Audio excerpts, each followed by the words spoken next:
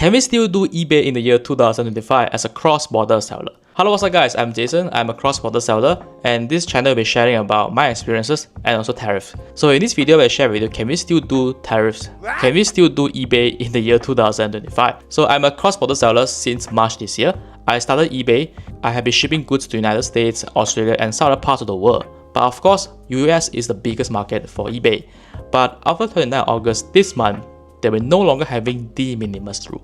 So let me explain what's the Minimis Rule. If you are first time hearing the Minimis Rule, it's actually a threshold where if you ship or export goods to the United States below $800, you wouldn't get any duties or tariffs.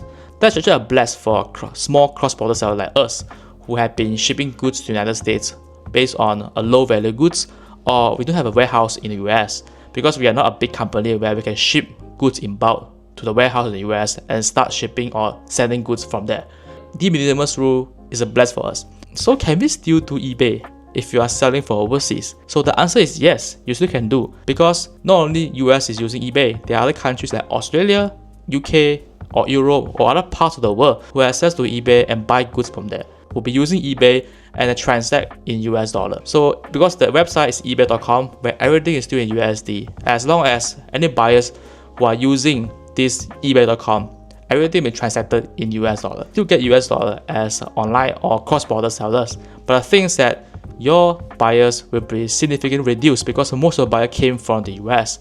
So you have to divert your attentions and also your market to other parts of the world like UK, Europe, Australia. But it's also very important to talk about the custom clearance and also the rules for every country, especially UK, Europe, and Australia, because some of these countries can be quite strict in terms of the custom clearance, and also some duties can be applied depending on the goods and also depending on where do you ship your products from. So it's very important to check all this beforehand and even ship your goods to the buyer in those countries. It has been a shocking news for us, like cross-border sellers, that they're no longer having the Minimis Rule. So it will definitely affect a lot of people like us as a seller and also buyers in the US, where it'll be more expensive to buy goods because you need to pay duties and also tariffs.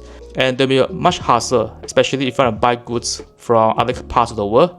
Let's say you're based in the US, right? You want to buy goods from other parts of the world, and we can ship the goods to US, but the thing is that your goods will be stuck or will be at custom there. So they'll call you and they'll ask you to pay for duties before they proceed to release the product and the parcel, ship all the way to your house or based on your shipping address. And this will be a lot of hassles. And just hope that after this coming few months, there will be changes. So the only way we can do now is actually to divert our attentions to focus on other markets as well, because the world is big. And let's say you just get 0.1% or 0.01% of the buyers from all these countries, you can make money as well. But you have to count your shipping costs accordingly based on the countries and also based on the custom clearance. So this is actually one of my very first videos. I talk about my eBay experiences and also my cross-border selling experiences.